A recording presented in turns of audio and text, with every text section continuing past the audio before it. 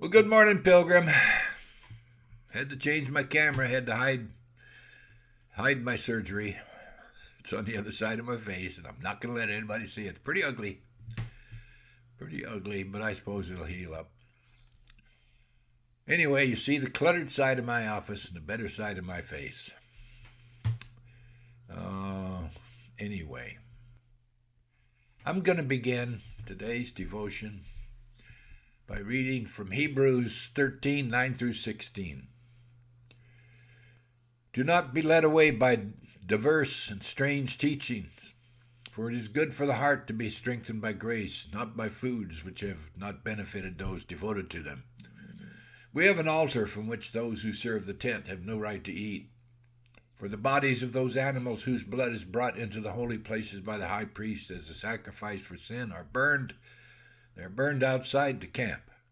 So Jesus also suffered outside the gate in order to sanctify the people through his own blood. Therefore let us go to him outside the camp and bear the reproach he endured. For here we have no lasting city, but we seek the city that is to come.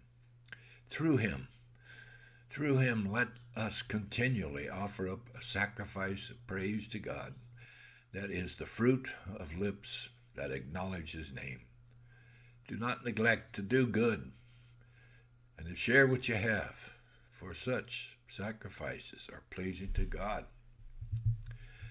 So let us please God, serve our brothers and sisters. On 10 February 1861, Charles Spurgeon gave this sermon, The Tabernacle Without the Camp. He read from Exodus 33:7. And Moses took the tabernacle and pitched it without the camp, afar off from the camp, and called it the tabernacle of the congregation. And it came to pass that every one which sought the Lord went out unto the tabernacle of the congregation, which was without the camp. And here's a short piece from that sermon. The tabernacle without the camp. Well, this going out of the camp will involve much inconvenience on our part. Some try to get over the inconvenience in the way Joshua did. They think they will come out of the camp altogether and live in the tabernacle, and then there will be no difficulty. You know, there are many pious minds, a little overheated with imagination, who think that if they never mixed with the world, they could be holy. Well, no doubt they would like to have a building erected in which they could live and pray and sing all day and never go to business nor have anything at all to do with buying and selling. No business with the world. Thus, remember, the Catholic Church built many monasteries, had many monks go live in them, get out of the world. Didn't work, did it? They only grew worse. Thus, they think by going without the camp they should become the people of God. In this, however, they mistake the aim and object of the Christian religion.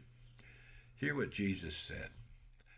I pray not that thou shouldest take them out of the world, but that thou shouldest keep them from the evil. That were an easy, lazy subterfuge that the church used for getting rid of the hard task of having to fight for Christ. To go out of the battle in order that you may win the victory is a strange method indeed of seeking to become more than conquerors. No, we must be prepared. Be prepared like Moses to go into the camp and to come out of it. Always to come out of it when we seek fellowship with God, but still to be in it, to be mixed up with it, to be in the midst of it, doing the common acts of man, and yet never ever being tainted by its infection, and never having the spirit troubled by that sin and evil which is so rampant there. So I counsel you, pilgrim, not that you should come out of the world, but that being in it you should be so distinctly not of it, that all men may see that you worship the Father outside the camp, the Father outside the camp of their common association and their carnal worship. Well, as in everything, the Lord Jesus Christ is our perfect example, not of the world, but most certainly in it. We read in John 17:14 through 18, I have given them your word, and the world has hated them because they are not of the world, just as I am not of the world. I don't ask that you take them out of the world, but that you keep them from the evil one. They are not of the world, just as I am not of the world. Sanctify them in the truth. Your word is truth. As you sent me into the world, so I have sent them into the world. Yes, Jesus sent us into the world. Hebrews 7:26. For it was indeed fitting that we should have such a high priest, holy, innocent, unstained, separated from sinners, and exalted above the heavens, and yet able to be called a friend of sinners.